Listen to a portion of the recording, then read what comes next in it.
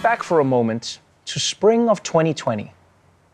Much of the world had ground to a halt, which meant that people weren't driving.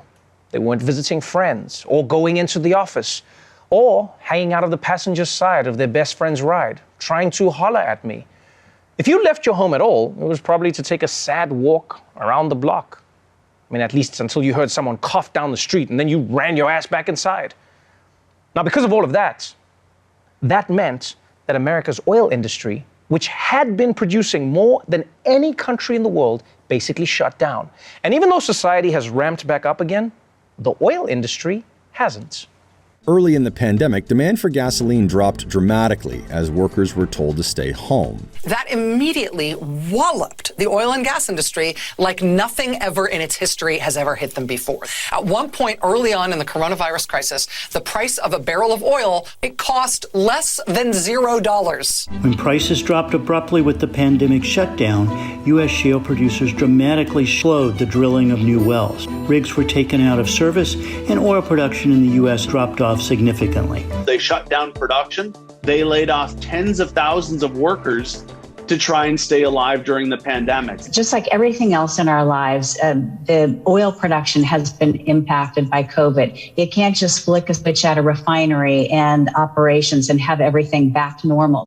Yeah, one of the reasons gas prices are so high is because America is making less gas than it did before the pandemic. Because people may be driving again, but that doesn't mean that it's easy for gas producers to just instantly produce as much as they were before. You got to grow a whole new dinosaur and then smush it until the oil comes out. That takes time. And it makes sense that it's going to take them time to adjust. I mean, it's been hard for all of us, right? Every single one of us. It's been hard for us to get back to normal life after the pandemic. Do you remember the first time you had to make small talk at the office? Nobody knew what we were doing. Welcome to the elevator. Do you remember weather? Yeah, I do. Not? My wife is leaving me. This is not my floor, but I'm getting out. Now, if America isn't making enough oil to keep up with demand, then why doesn't it just buy more from the rest of the world? Well, it could, but it turns out the people who control the oil in the rest of the world, well, they just don't feel like sharing. Gas price is really not being driven up by the demand on the horizon. It's really more about the supply. Oil-producing nations are actually constricting the supply a little bit because they're trying to recoup their pandemic losses. There's a cartel that controls the price of oil internationally, and that cartel is called OPEC. OPEC, the biggest oil-producing nations, aren't increasing the amount of oil they release into the global economy. So as demand rebounds in the U.S., Americans are paying about $16 more to fill up their tanks than a year ago. President Biden recently appealed to OPEC and Russia to boost production, but received a flat no. Wow, they received a flat no. I mean, to be fair, every no coming out of a Russian is a flat no. Have you ever talked to a Russian person? They're never afraid of a flat no. Hey, are you having a good day? No. Well, there's always tomorrow, right? No. And look, you can understand OPEC's position. I mean, how much longer is oil gonna be around, right? They need to make money on this shit now, before we're all driving Elon Musk's cars that curse out Bernie Sanders when you honk the horn. And by the way, you also know what this means, right? You realize that this is the first time America could openly go to war for oil. Because usually when America goes into the Middle East, it's always like, this isn't about oil. My son is going over there to fight for freedom. But if prices go any higher, now Americans can just be like, Kevin, you get your butt in that fighter jet because your dad is not paying $6 a gallon. That's my steak money. Now, the good news is America is not going to war yet. But asking OPEC nicely also didn't work. So the big question is, what can be done to lower gas prices? Well, the bad news for President Biden is not much.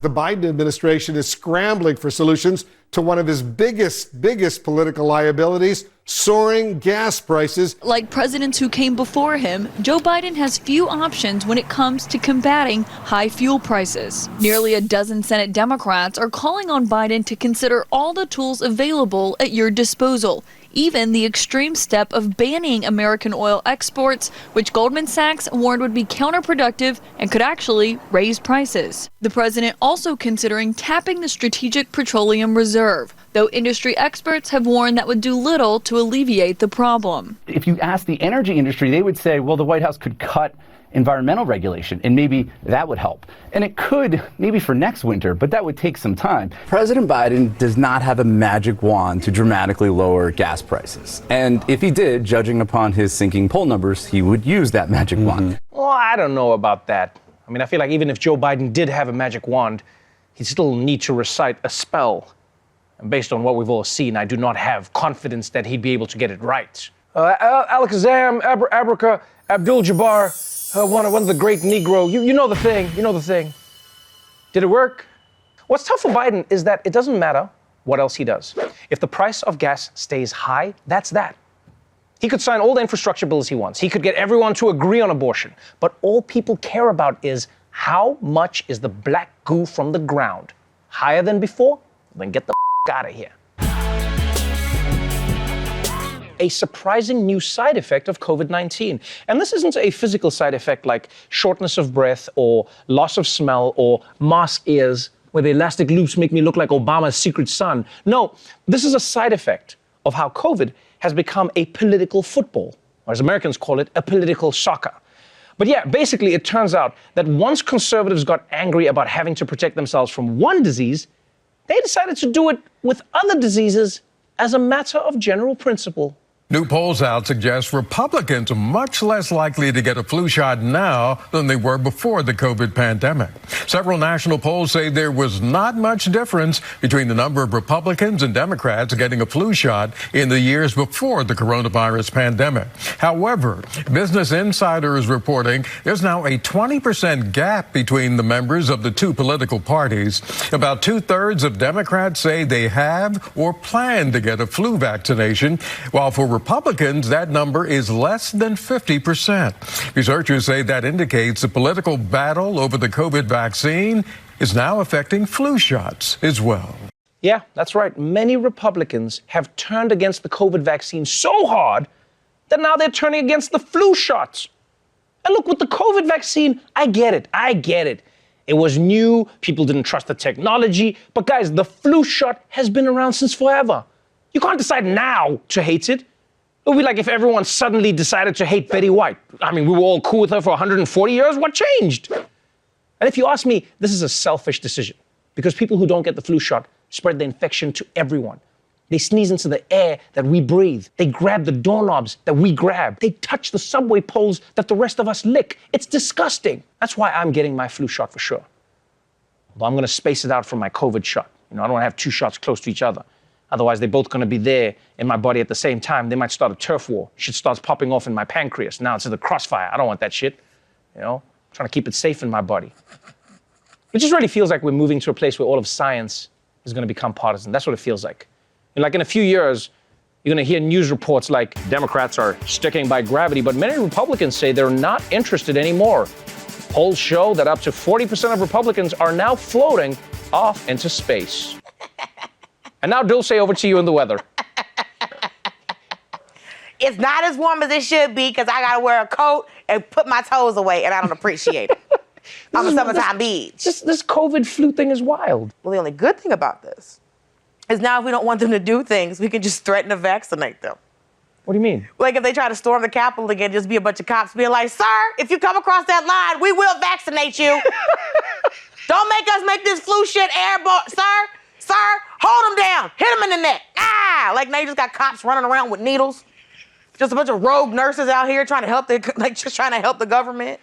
I think you've just stumbled upon the next wave of American law enforcement. This is actually pretty good. Get him. All right, let's move on. Let's move on from the war on science to the war in outer space.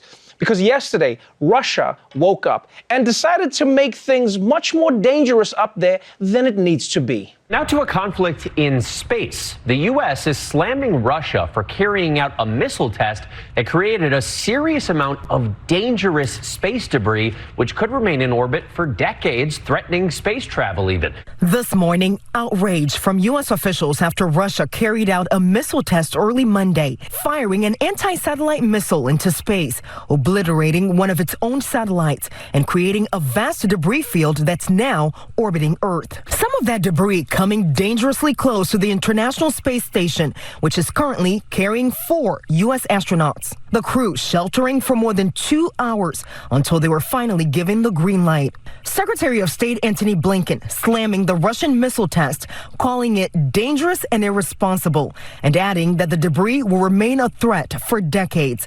Yeah, Russia blew up a satellite with a rocket. And guys, I keep saying this, but these gender reveals are getting out of hand.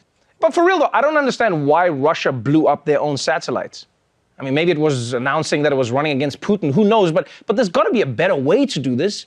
I mean, if you wanna get rid of something, you just do what New Yorkers do. Drag it to the sidewalk and leave a big free sign on it, you know? But people blowing it up so it sends lethal debris shooting around in orbit, that's unacceptable, guys. And if you ask me, someone needs to stand up to Russia. Like, maybe America should start some sort of force to, like, defend space, you know? What's that? Oh, it did. And I called it the most pointless thing since Trump created Don Jr.? Nah, that doesn't sound like me. All right, thank you. Well, look, man, this is one thing I love about America. America would never launch a missile at a satellite. I mean, they tried, but it accidentally hit a wedding in Syria. But the point is, they didn't hit the satellites. All right, let's move on to a threat that is closer to Earth. Vigilante white dudes. Boo! Yesterday, the arguments at the Kyle Rittenhouse trial wrapped up, and now the jury has to decide whether he'll go to prison or become Trump's running mate in 2024. Meanwhile, down in Georgia, they've begun the murder trial for the 3 men charged with chasing down and killing AHMAUD Arbery last year. Now, for obvious reasons, this trial is getting a lot of national attention, but the lawyer for one of the defendants, well, he seems to have a big problem with who is paying attention.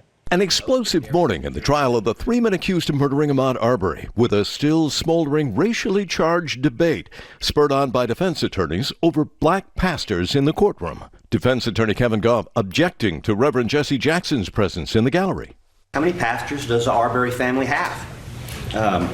We had the Reverend Al Sharpton here earlier, last week. Which pastor is next? Is Raphael Warnock going to be the next person appearing this afternoon? We don't know. With all due respect, Your Honor, the seats in the public gallery of a courtroom are not like courtside seats at a Lakers game. All right, first of all, of course this trial is not like a Lakers game. All right, the jury has 11 white people and only 1 black guy. That's basically the opposite of any basketball team. And secondly, I'm not saying that this guy is racist, but when you're representing a guy who killed a black man just for jogging in the wrong neighborhood, it's not a great look to be pointing into the gallery and going, hey, this black guy doesn't belong here. We should do something about that. Come on, Jasper, you want to do it again? And thirdly, black pastors have been supporting families in need from the beginning of time. Why are you shocked by this? They show up for everything, whether it's kids killed in gang violence, or whether it's a civil rights issue. It doesn't matter what it is. They'll show up. Hell, if you need them, they'll even show up for emotional support at your kid's spelling bee. Lord Jesus, please show this dumb little kid how to spell platypus. His family's been through enough. Amen and amen. What I'm confused about, listen, I grew up in Georgia. Everybody is a pastor. Everybody's a pastor. What are you talking about that you don't want pastors here? Everybody in Georgia's a pastor. Also, how am I supposed to trust a southern white man that don't want the Lord in the room? You don't want one of God's servants. Yeah, you're right. I don't get it. It'd be different if, like, Jesse Jackson was in there taking up a collection for a building fund. So they're not taking up a collection. It's not like they're in there preaching. So you think it could have been worse? It could have been way worse. They could have brought a whole choir in there with them. Because if I'm a black pastor coming to that trial, I'm bringing in a whole choir and tambourines, and they're going, they guilty, they guilty.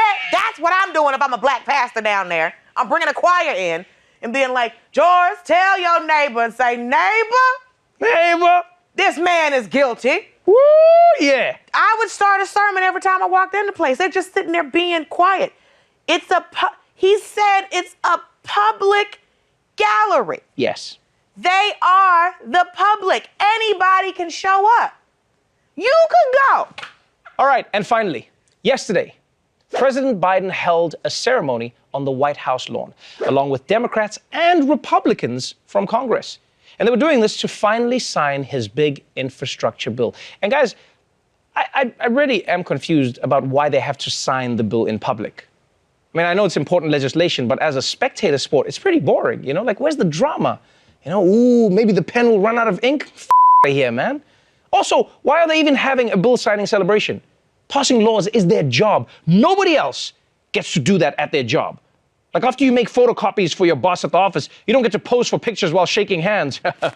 I didn't think you could get it double-sided. Well done, Billy. Well done. But look, I do get why lawmakers are excited about this. It's the biggest investment America has made in itself in decades.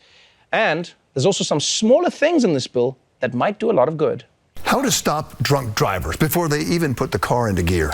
It has been talked about for decades, but now, thanks to the infrastructure bill passed by Congress last week, it could finally happen. It includes a mandate for automakers that all new cars must use technology that prevents drunken people from driving. It will be as standard as airbags. The U.S. Transportation Department will decide the type of technology that will be required. It's estimated 9,400 lives will be saved every year. The drunk or otherwise impaired driver will get in their car and it either won't start, won't move, or will pull itself over, depending on what technology is selected. The sober driver will get in their car and never even know it's there. All right, I think we can all agree this is an amazing law. First of all, because it'll hopefully save lives. And secondly, because some people will be so drunk, they won't even know that the car hasn't started. You realize that, right? He's gonna get in and be like, vroom, vroom, vroom, get out of the way! Get out of the way! Ah. All right, I'm home now. Wow, my home looks just like the bar. All right, guess it's time for round 2. And I know some people are asking, how will they develop technology to determine if someone is drunk? What does that mean? Guys, we already have that technology. It's called a karaoke machine. No, but for real, no one is sure what technology they'll actually use to detect if you're drunk driving. Right? It could be something that tracks if your eyes stay open, or if you're swerving out of your lane, or if you're just trying to get to a Taco Bell. I just hope it's not a breathalyzer. That's the one thing I hope. I don't want a breathalyzer hooked to the dashboard. Because I'm sorry, I'm not trying to give my car every time I want to go somewhere. No, I want to save that for special occasions, you know, like our anniversary or a Toyota-thon. There is one huge loophole in this law, though, and that is it only needs to be available in new cars. Yeah. I mean, that's still good, but it means if someone really likes drunk driving, all they got to do is drive an old car. In fact, at some point, we're probably going to be able to tell who's committed to drunk driving, because it's going to be like 2060, and they'll still be driving a Kia Sorento from 2005. Yeah, you just can't give this baby up, man. You know me, I love vintage cars. Yeah.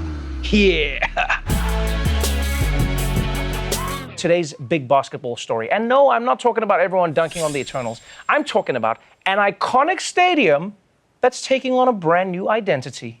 After 22 years, Staples Center in downtown Los Angeles is getting a new name, and it's a real sign of the times. Beginning Christmas Day, the home of the Lakers, Clippers, and Kings will be known as Crypto.com Arena.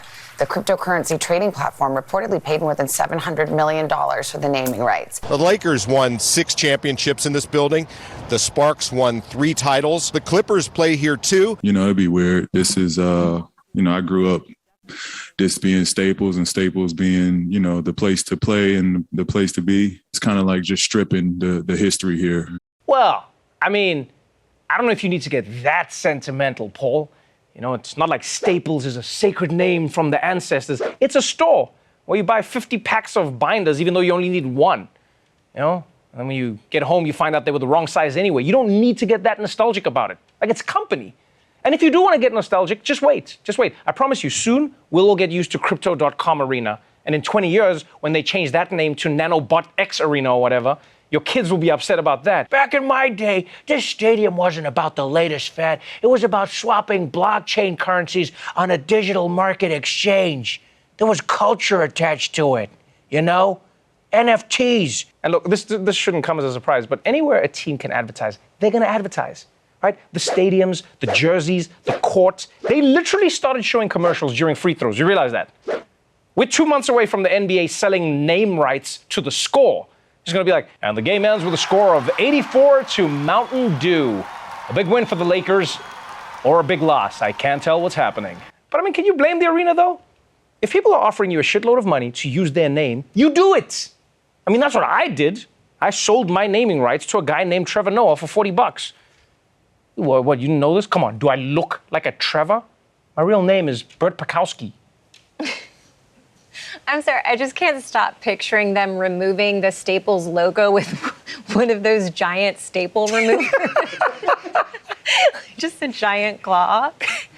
Sorry, the edible's kicking in, I think. I need to know what edibles these are. All right, let's move on from sports to music. And the woman that everyone is talking about right now, Taylor Swift. Pop star, songwriter, and inventor of the color red. Personally, I love Taylor Swift. Huge fan. Really nothing bad to say about her. But even if I had something bad to say about her, I wouldn't say it. Because Taylor Swift's fans are super protective of her. Like they're like one of those old-fashioned dads with a shotgun who doesn't want you to marry his daughter because he wants to marry her. You see, Taylor Swift has been re-recording all of her old albums, which means people are re-listening to all of her old songs about her famous exes and then getting mad at those exes all over again on her behalf. And while Taylor may be content to address her old boyfriends with heartfelt lyrics and songs that are, again, I want to stress this, perfect in every way, some of her fans are a lot less subtle. This is going a little too far. While Jake Gyllenhaal is taking incoming fire from the Swifties, another one of Taylor's exes is being bombarded with messages now. A user on Instagram sent John Mayer a direct message telling him, "Fuck yourself, you ugly bitch. I hope you choke on something." Mayer then responded to the user, saying that he'd been getting many messages like that over the past couple of days, and asking, "Do you really hope I die?" To which the user responded, "OMG, what? I don't want you to die. I'm sorry." The user apologized again and admitted they didn't really think Mayer would see the message. You see, people, this is what I hate about social media. It makes people act shittier than they actually are, which then makes us think that people are shittier than they actually are. Because social media makes us forget that we're all human beings. You know, we just see that little avatar and then we all talk shit to each other, but we're all human. Even celebrities are real people, all of them. I mean, obviously except Timothy Chalamet, he's got to be CGI. No one can be that good looking. I mean, just look at that person. Now I'm craving spice. God damn. And I know her fans are like, but he hurt her. Listen to her song. Yes, that's all you're supposed to do. Listen to the song. You know, Taylor Swift writes songs to express her emotions in a way that touches other people, not to order a hit on her ex-boyfriends. So death threats are not the way to go, especially with someone like John Mayer. Don't send him death threats. He gets them all the time. If you really want to upset him, tell him that Ed Sheeran is a better guitar player. Well, that's going to hit his heart. Russia, the fictional country depicted in Creed 2. They're also the real-life country that likes invading other countries. And now, they might be back on their bullshit. Overseas tonight, in the growing concern involving Russia, the U.S. is warning Russia may be weighing a potential invasion of Ukraine. Satellite images tonight showing Russian troops and equipment gathering about 142 miles north of the border with Ukraine. Despite an estimated 100,000 Russian troops gathering along their border, Ukrainian forces appear confident and prepared for battle. After years of pushing for membership, the Eastern European country is still not a part of NATO, meaning they don't have treaty protection if Russia invades. Although this hasn't stopped the Americans, British, and French from offering statements of support. We are going to watch very closely as the Russian Federation chooses its actions in the coming days and weeks. Yeah, that's what I want from my allies, is for them to watch very closely as someone whips my ass. Guys, I'm getting attacked! Don't worry, man, we watching them land every punch. Yo, Donnell, you recording, right? Yeah, we got you, boy, we got you. We see them beating your ass. If you're Ukraine, this situation sucks, man, because Russia are the bad guys, right? But it doesn't seem like the world is willing to get into a war to protect Ukraine. And can I be honest? Can I be honest with you? I think it's because people don't have a personal connection to Ukraine. Like, if Russia was invading Italy, or France, well, people would do something about it. Oh no, the art, the Colosseum, we have to protect it. Like if I was Ukraine, I would have bought the worldwide rights to all the Seinfeld reruns. Then people would care. If you don't protect us from Russia, you will never again see Kramer open door like crazy. Also, this is genius timing from Russia, right? You realize it's not a mistake. Because anyone who knows history knows you're not gonna send troops into Russia at the beginning of winter. So basically, Russia has 5 months to do whatever they want. Yeah, the rest of the world is going to be standing by like, this will not stand, Russia. Your ass is gonna pay as soon as mid-April rolls around. It depends on what the groundhog says. And like, why does Russia even need more land? Have you seen Russia? It's huge. Why are you doing this? Like, I would get if Monaco wanted to invade another country. I mean, they're running out of closet space, but Russia? Now, while Russia is getting ready to invade, another country in Europe is setting up a different kind of invasion because they're not using tanks or missiles, they're using immigrants. Turning now to the border crisis, this one playing out in Europe as thousands of migrants try to enter the European Union from Belarus. These are the front lines of what the European Union says is a hybrid war. The EU accusing Belarus's dictator Alexander Lukashenko of using migrants as weapons, purposefully luring them into Belarus from countries like Iraq and Syria by promising them easy access to Europe. Poland then refusing to let them in, Belarus refusing to take them back, leaving thousands of people stuck in the middle. Man, come on, people. This is just dirty. Basically, what's going on is that for a while now, the European Union has been imposing sanctions on Alexander Lukashenko, the dictator of Belarus and Eastern Europe's My Pillow guy. And you see, he's been stealing elections, he's been cracking down on protesters, jailing journalists, basic dictator shit. And now, Lukashenko is trying to get back at the European Union by flying in migrants from the Middle East and then sending them into Poland to create a border crisis, which is the most passive-aggressive military tactic I have ever heard of.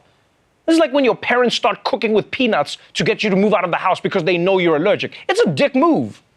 And obviously everyone is really mad about this, not just because it's inhumane to these migrants, but because unlike Ukraine, we can't let anything happen to Poland. I mean, that's where all our water comes from. Because you realize, people, this is especially cruel. Right? It's especially cruel to these migrants. These are real people who are just trying to live better lives. It is disgusting to use them as weapons. I mean, say what you want about Drake and Kanye's beef, but at least they didn't catapult Mexicans at each other. But let's move on. Because while Belarus is trying to destabilize Poland, there's another country that's already on the brink of collapse. Ethiopia, where a brutal year-long conflict has forced millions out of their homeland and is threatening to disintegrate into an all-out civil war. Rebels from Tigray province appear to be advancing toward the capital, Addis Ababa. Ethiopia's prime minister called for national unity, and authorities in Addis Ababa rounded up ethnic Tigrayans today. 2 weeks ago, the State Department urged all Americans to leave Ethiopia. But with echoes of Afghanistan, the State Department doesn't know or won't say how many Americans are in the country. Last week, the State Department did make a point of saying there would be no Afghan-style evacuation for Americans stuck in Ethiopia. They did, however, offer to help them get on commercial flights out. Yeah, this is tough news for Ethiopians, and this is tough news for Americans in Ethiopia. Because in Afghanistan, the US government staged an all-out airlift. Meanwhile, in Ethiopia, they're like, might we suggest Priceline.com? Like, I don't even know what that means. What do they mean when they say the State Department will help you book a commercial flight out? That's not helpful. People know how to book flights. That's like going, hey, do you need a ride? Do you need a ride? Yeah, well, I'm happy to help. So what you got to do is open Uber on your phone, then you hit request a ride. Best of luck, buddy. Also, flying commercial is the worst way to evacuate a war zone. Can you imagine that stress? Please, the soldiers are coming. We need to get out now. Sir, are you a Diamond Medallion member? Okay, please step aside. Anyone in Group A or above, we're boarding you now. Sir, please stand back. Just relax, thank you. And you know who this is a great opportunity for, though, right? Alexander Lukashenko. Yeah, I bet he's already sliding into American DMs like, I can hook you up with a free private flights to the Polish border. Are you interested? But you got to feel for Ethiopians, man, because anytime their country's in the news, it is either because of war or famine or some long-distance runner broke the world record, which are all pretty extreme things if you think about it. I feel like we need more coverage of just like regular-ass Ethiopians, who can't run, don't know how to fight, and just want to chill. And please understand this, please understand. This is a really complicated and sensitive story, right? Because for about a year now, the government has been at war with a rebel group. But that's like the simplified version because there are so many layers of this conflict that we just don't have the time to do it justice. This is a huge beef with a history that goes back decades involving rival ethnic groups, different territories, foreign interference, because African conflicts are never simple. They're super complicated. And everyone has different versions of events. They're basically like white people conflict, but with more seasoning. So from Russia's military to migrants in Belarus and armies in Ethiopia, people everywhere are on the move. Meanwhile, in India, the only place people might be moving to is back inside. Smothered by smog, a toxic haze hanging over New Delhi, and it is raising the level of air pollution to dangerous levels. Schools in the Indian capital have shut their doors until further notice, and private construction banned, at least for now. India's Environmental Ministry panel on air pollution has directed Delhi and other states to encourage private offices to allow work from home. But for street vendors, staying home is not an option. The pollution is unbearable. The government must take some steps. We are forced to work because we can't stay indoors forever. For now, Delhi's residents will be inhaling this toxic air, which according to a report by the University of Chicago, is 10 times worse in northern India than anywhere else in the world. God damn, did you hear that? The air in New Delhi right now is 10 times worse than anywhere else in the world. That means you'd be better off just sticking your face in that steam that comes out of the ground in New York City. Which, by the way, what is that shit? Like, is there a fire down there? I've lived here for many years. I still don't understand what that is. Like someone dry cleaning a rat? What? I feel like it's worth looking into. No one? Just me? You know, one detail I like from the story is that the Indian government put together an environmental ministry panel on air pollution who confirmed that the air was indeed polluted. You don't need a panel.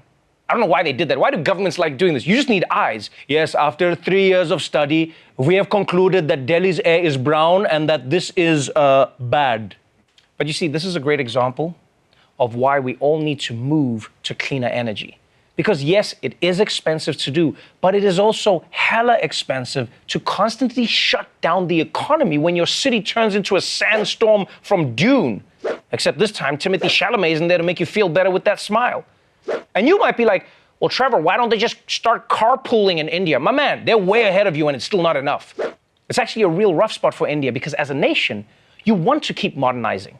You want to keep growing, but then the fallout of those effects make it so that you can't even enjoy the fruits of modernization. You know, it's almost like someone who gets really into CrossFit to help them attract women, but then they push everyone away because they can't stop talking about the fact that they joined CrossFit. Now, those abs are useless. And you wouldn't be able to tell this from the story, but New Delhi is one of the most beautiful places in the world. I mean, this is what it looked like last year after months of lockdown and the smog dissipating. But now, it's back to looking like it's stuck on a permanent sepia filter. All right, but let's move on to our final international story. And like most things in the world, this story was made in China.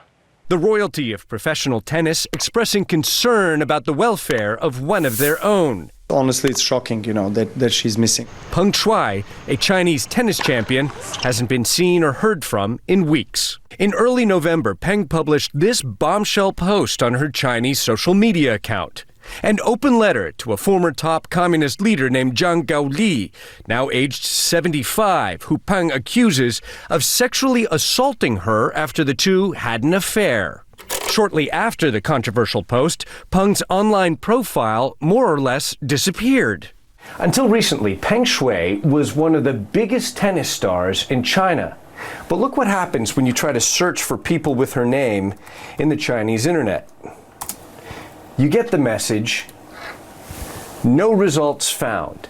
Censors have all but scrubbed this woman from the Chinese internet. Now today, a new twist, with Chinese state media releasing this email purportedly written by Peng to the head of the Women's Tennis Association. It completely disavows the previous allegations of sexual assault, adding, "I'm not missing, nor am I unsafe," and "I hope Chinese tennis will become better and better." Yo, this is really disturbing. Someone speaks out about sexual assault, and then China's government just makes them disappear? And then what's even worse is that they release some bullshit email pretending like everything is fine. Because come on, people. That email from the tennis star was as legit as the letters I got from my supermodel girlfriend in 5th grade. She's coming next year, guys, I swear. This is what makes China so terrifying. Like, if you're on their good side, well, things are great. But if you try to tell the truth about how China is a country that constantly oppress.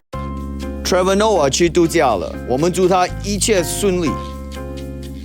What the hell was that? I'm not even in China. Look, man, it's one thing for your government to come after you.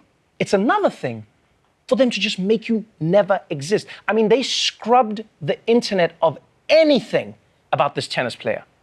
Do you know how hard it is to get stuff off of the internet? Only China can do that.